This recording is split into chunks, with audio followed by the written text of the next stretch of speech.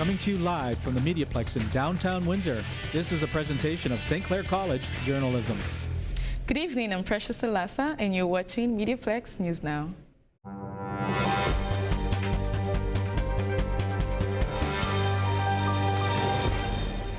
It takes many behind-the-scenes workers to run a federal election. What do they do? Barrett Bouchard found out.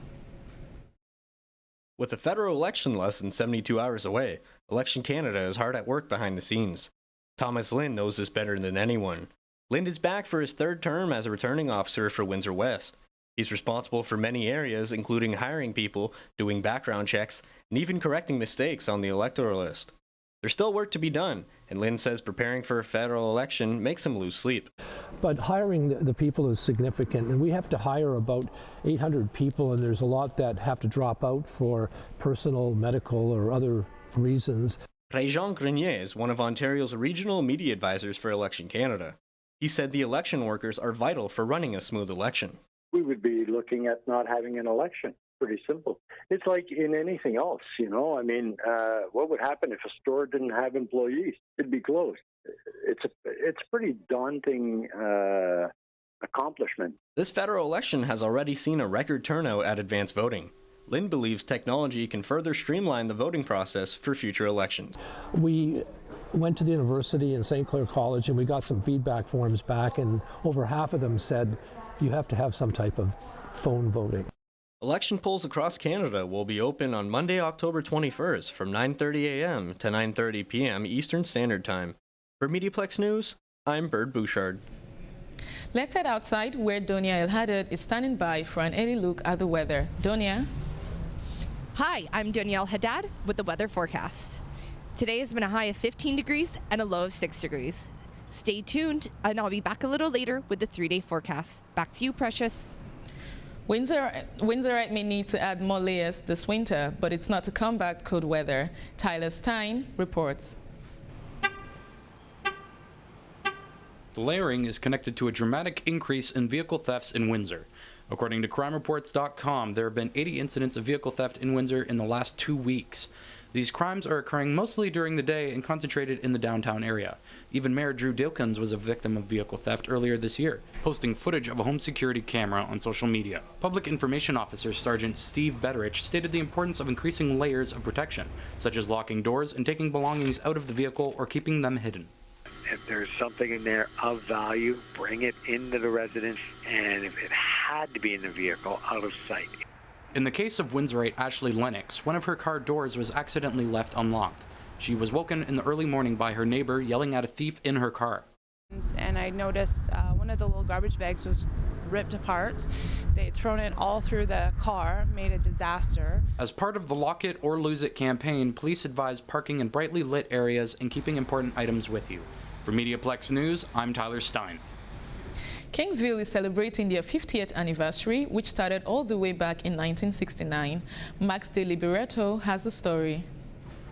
Kingsville's Migration Festival took place this weekend. The annual festival was celebrating its 50th year. The town hosted a parade with other events happening around the town. The parade has been a consistent part of the festival, I think, for most of the 50 years. The marketplace vendors coming out has been consistent for a while, but we have the Children's Festival, especially here today. The rest of the vendors are at the arena, so the locations have changed. People turned out by the thousands to celebrate the day with their families. I'm out here to celebrate Migration Fest because it's part of Kingsville, and I want to take my son to enjoy it. The festival commemorates the annual migration, Jack Miner's contributions to the town, and the coming together of a community. And it's no wonder people have been coming for years. Just part of the community, and you just, it's a good feeling, I guess, and everybody's having a good time, and that's basically, I guess, why we're here. It's a community thing. It's been going on for years. This event has shown a lot of growth over the years and has given the people a great sense of community. Hopefully we'll be seeing it for another 50 years. I'm Max De Liberato. This is MediaPlex News. There is a Canada-wide shortage of flu vaccinations, resulting in longer wait times for Windsorites. Ryan Percy reports. Windsor residents will have to wait a little longer to get their flu shot. According to the Public Health Agency of Canada, who oversees vaccine purchases for the provinces, just over half of the order is available for distributions across Canada. The delay is reported to be from within the manufacturing level of the process. However, Windsor Regional Hospital will not be dealing with this shortage. According to Erica Vitale, the manager of Infection Prevention Control, the vaccines have arrived for patients. We did receive our flu vaccine supply for our inpatients. So we received it at one of the campuses yesterday, and today we're getting it here at Met. So our patients will be able to get the flu vaccine as soon as possible, as soon as they can while they're in hospital here. Tim Brady runs a number of pharmacies out in the county. He says despite the shortage, it is important for everyone to get their flu shot. It's not just a matter about you getting sick, it's about you being the person who transmits it to somebody else. And so really when you get the flu shot, you're not only helping yourself, you're helping all those around you, which is really the point we're trying to get out to people. The Public Health Agency of Canada released a statement saying they intend to have the rest of the vaccines delivered by the end of October. Until then, remember to make sure to wash your hands and stay safe. For MediaPlex News, I'm Ryan Percy. Despite the rain and cold weather, community members joined together at the riverfront to help raise money for breast cancer awareness. Sierra Rose has a story. A little rain never hurt anyone, especially not the 800 participants that banded together early Sunday morning to support the 23rd CIBC Run for a Cure breast cancer awareness event in Windsor. Co-run director Jennifer Stokes says the event holds meaning for many different people. So events like this are important for the cause because there are many people that are affected by breast cancer, other cancers, and not just those that are individually impacted or that are receiving treatments, have survived or went through the process, but as well their friends and family members. So it really brings awareness to the different types. We have MBC that is a part of it again this year, but they're being more they're educating more people about that part of it. Metastatic breast cancer, or MBC, is newly recognized this year, and many of the funds will go towards its research. According to breastcancer.org, MBC is commonly referred to as stage 5 breast cancer, and as it spreads to other parts of the body, it is often fatal. Beverly Thompson, who is living with MBC, has raised over $9,000 in her first year with her team. My team is here to support me. I've been living 6 years now with metastatic breast cancer, and the second time around for me, it's come back. They're just here to support, especially now that CIBC Run for the Cures is acknowledging metastatic breast cancer as part of the fundraising, which is very important because it needs more attention because it is the only one that can kill you. Thompson's story is just one of many women fighting MBC. A study conducted by the Canadian Cancer Survivor Network states that only 5% of cancer research funds are allocated to metastatic forms of cancer, while these forms kill 90% of patients. This year's event has raised more than $100,000 in support of breast cancer awareness. For MediaPlex News, I'm Sierra Ross. October is Cancer Month, and it is a disease that has touched many people, but as Eleanor Dillon reports, the research continues. A new method for blood testing has been introduced, and according to researcher Dr. Matthew J. Baker, this method accurately detects brain tumours. Dr. Baker, the leading author of the new research study, says this is the first publication of data from our clinical study, and the first time a demonstration like this has worked. Although brain cancer and tumours can be rare, according to the National Cancer Institute, around 0.6% of people will develop brain cancer or other forms of cancer in their lifetime. But the 5-year survival rate for those who do receive this diagnosis is usually less than 33%. Brain tumours are very non-specific symptoms, which makes finding them very difficult. Dr. Baker and his researchers explained the technique is a simple, non-invasive, non-destructive procedure that analyzes the biochemical profile of a blood sample without requiring extensive preparation. With these new findings, tumour diagnosis will be more rapid, giving people much quicker access to treatment. I'm Eleanor Dillon, and this has been your Health Minute. The Easter Seals Telethon is a beacon of hope for some in our community. Sanjay Moro explains. As producers sit in their seats, technicians turn on their cameras, and hosts take their position, Windsor embarks to do something special. It's the annual Easter Seals Telethon. Through donations, the Telethon provides financial assistance for families of children with physical disabilities. And so far, things seem to be going quite smoothly. Make sure you come down. You can make a donation as well. But pick up the phone and call. We need to hear those phones ring. 519-251-0007. We're going to head over and find out how we're doing on the Angel Board.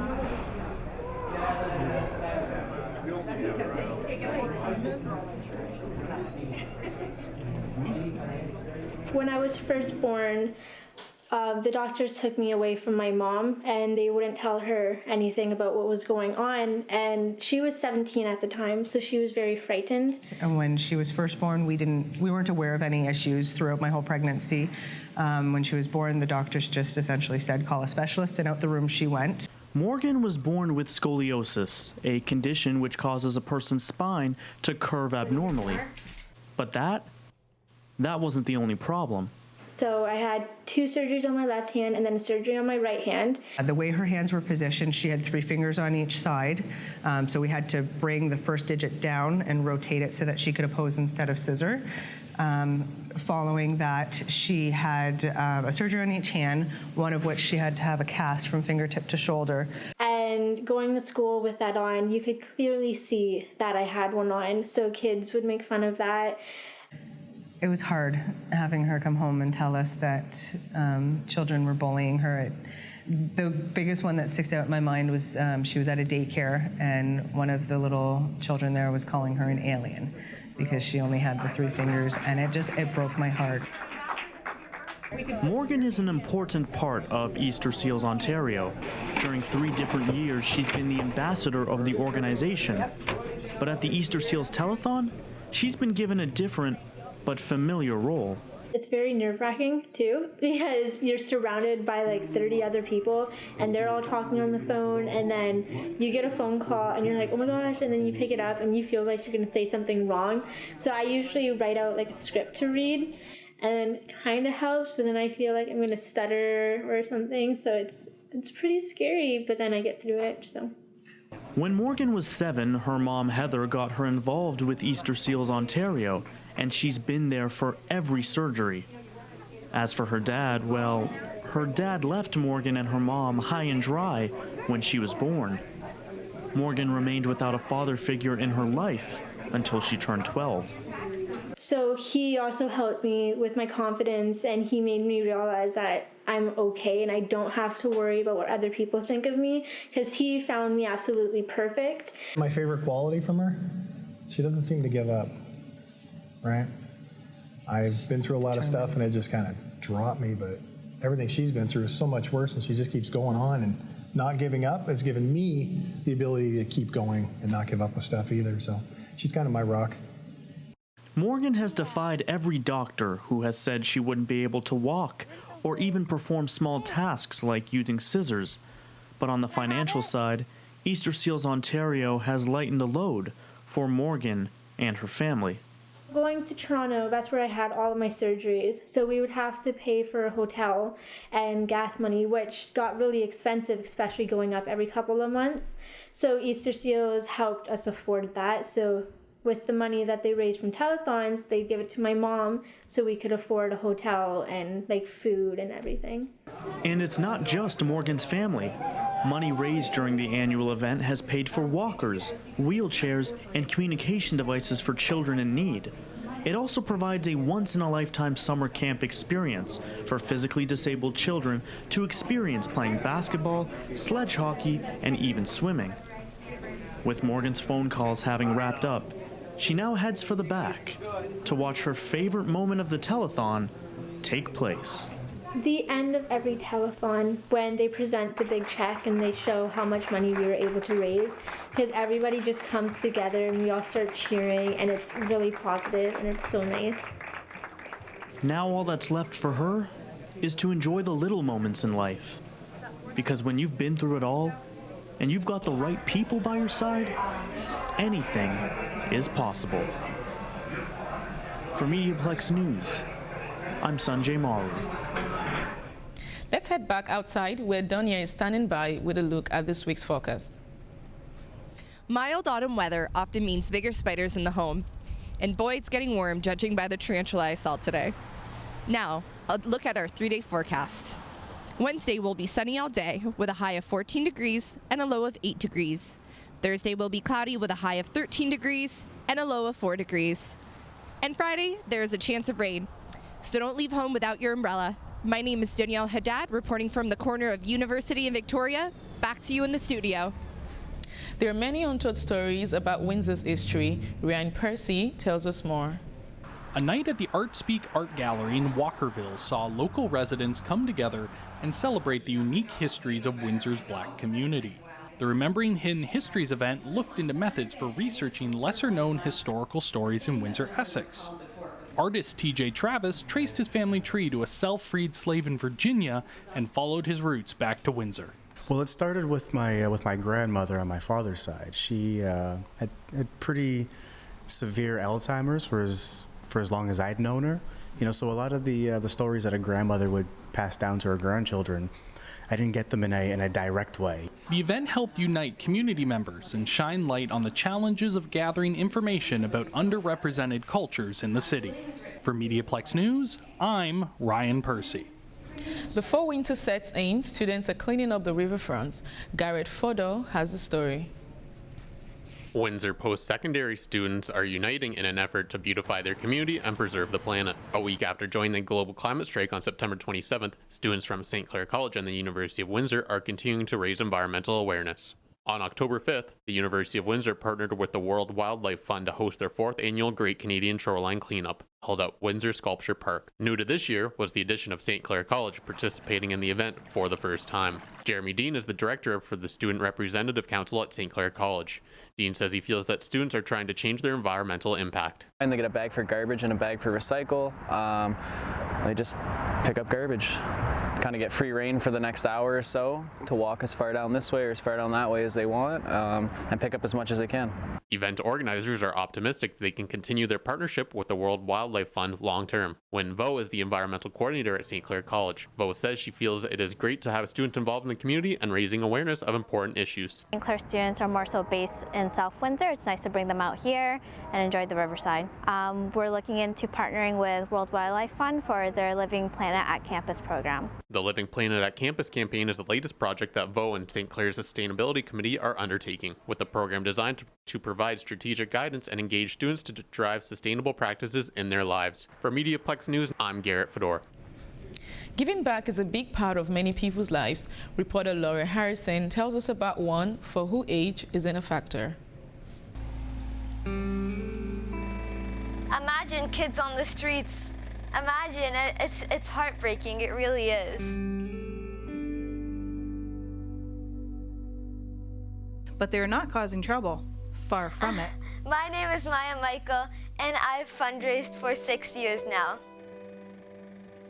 At an age when most kids look to adults for help and guidance, some kids in Essex County are walking into local organizations with bags and bags of socks, cases of food, care packages for winter, and thousands of dollars to help the most vulnerable in our community. It makes me so happy to know that I've benefited someone in their life.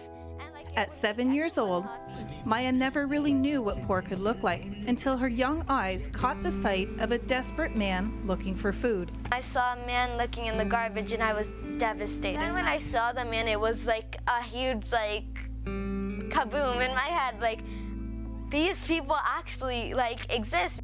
Broken-hearted, Maya asked her father to buy him a hamburger, so he did. That still didn't satisfy her. She wanted to do more. As she looked down at her apple slices in her Happy Meal, she knew she could. Then I said, well, I have apples at home. I can always eat apples, but how about this poor man? He doesn't get these kind of healthy fruit. So Maya gave him the apples and decided that she was going to do something to make a difference. I started thinking about it and I said, why don't we do a lemonade stand to help these people? She came up with a plan, gathered some friends, and got corporate sponsors to support her. McDonald's had orange juice for us, Silverstein donated lemons, Fred's Farm Fresh donated lemons, and then so the lemons we hand squeezed ourselves at home. We were about 20 kids and each one on a table trying to squeeze the lemons by hands. It was a lot of work, but it's worth it. Over the past 5 years, Maya's friends became a group of young philanthropists who have embarked on a mission to change the world, one glass of lemonade at a time. They have raised tens of thousands of dollars and collected thousands of canned goods so far.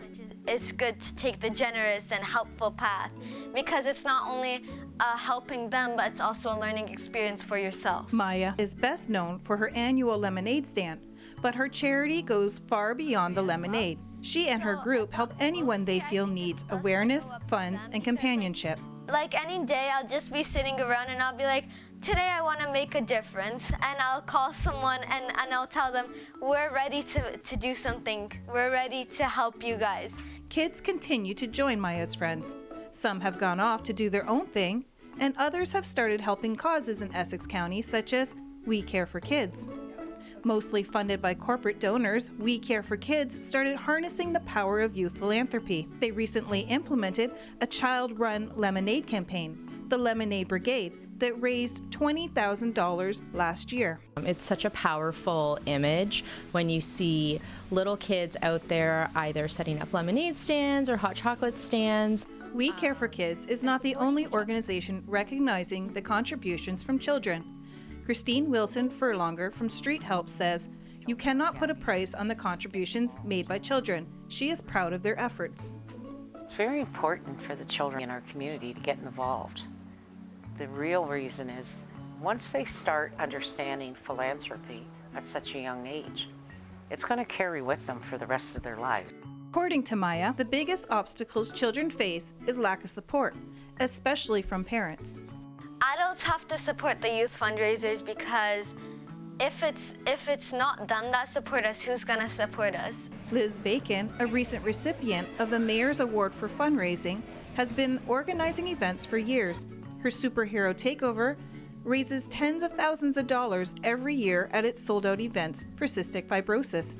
Bacon was more than thrilled to introduce and mentor her son Joey in philanthropy when he showed interest at the age of 5. My name is Joey Nemi, and I've been fundraising for 5 years. The person who got me involved in fundraising was my mom. Joey has been on the planning committee for the Superhero Takeover for 5 years, gaining experience and learning what it takes to put on a fundraiser. I asked her if I could be a part of it, and she said, for sure. After a recent diagnosis of epilepsy, Joey has now added a second fundraising committee to his resume, organizing and speaking at walks and raising money. We're helping them so we could collect money to give it to the charity. We help raise money and spread awareness. Bowling shoes on his feet, Joey picks up his ball, walks up to the line, and releases, waiting to see if all the pins fall down at the annual Strikeout Epilepsy event. Among the bowlers are familiar faces from Joey's previous events. They gather to find support in each other. Many of these bowlers know Joey and have heard him tell his story in public before. I did a speech. There's like a ton of people at the Epilepsy Rock. Like a lot of families were walking and running for their son or daughter or mother who have epilepsy. Joey is proud to hand over those checks. You're just like, how much money did you get from that? Youth in Essex County are finding creative ways to support the causes they believe in. Charities are blown away at their efforts, and members of Parliament are recognizing these young philanthropists with awards. When people come into my office and they need help, I know that there are people out in the community, young people, who are doing this work to help them. I think the most important thing that I get out of this is learning that others are not always as fortunate as us, and we have to help them. I want every kid to realize that we can make a difference in the future because we are the future. So if everyone For MediaPlex News, I'm Lori Harrison. At the MediaPlex, we have a lot going on: journalism, media convergence, and public relations. Let's have a look.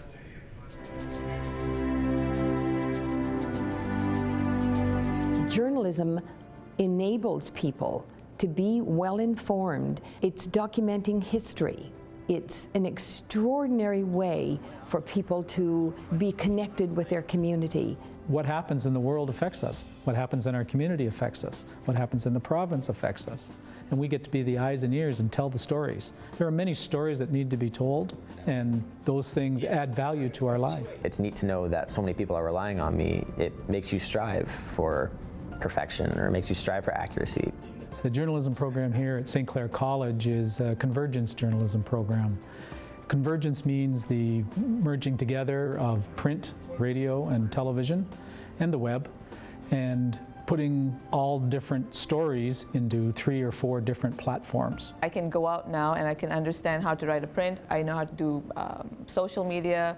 I can shoot a video. So you start to trust yourself and to use your journalistic skills. In 21st century newsrooms, journalists have to be able to do it all. We ask every one of our reporters to tell stories in multiple ways. There's a different style of writing for print than there is for radio, than there is for television. And it's really important that the information gets out that is true to those platforms. We are one of the few, if not the only, program that is actually taking students to a live broadcast and giving them that opportunity and that experience. I want to be a journalist because I think I like to listen other stories.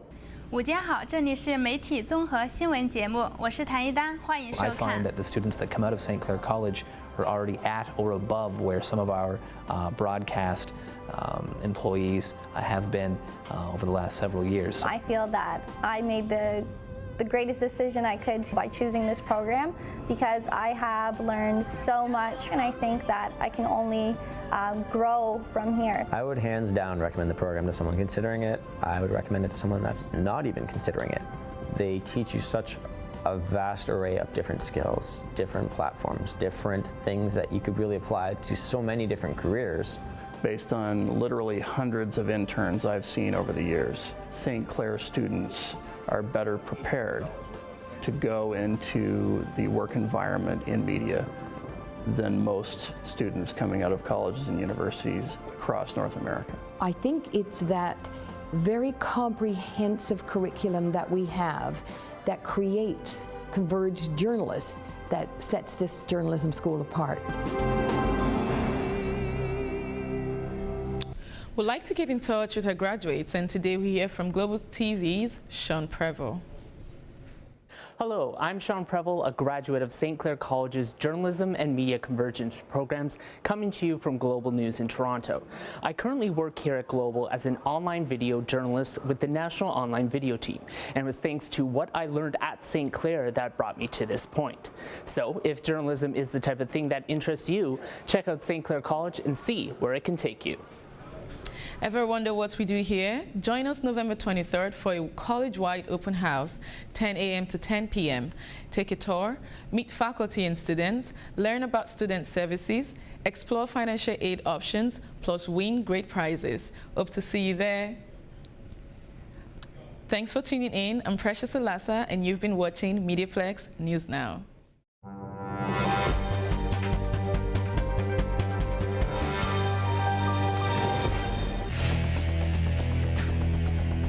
MediaPlex News Now is a production of the St. Clair College Journalism Program.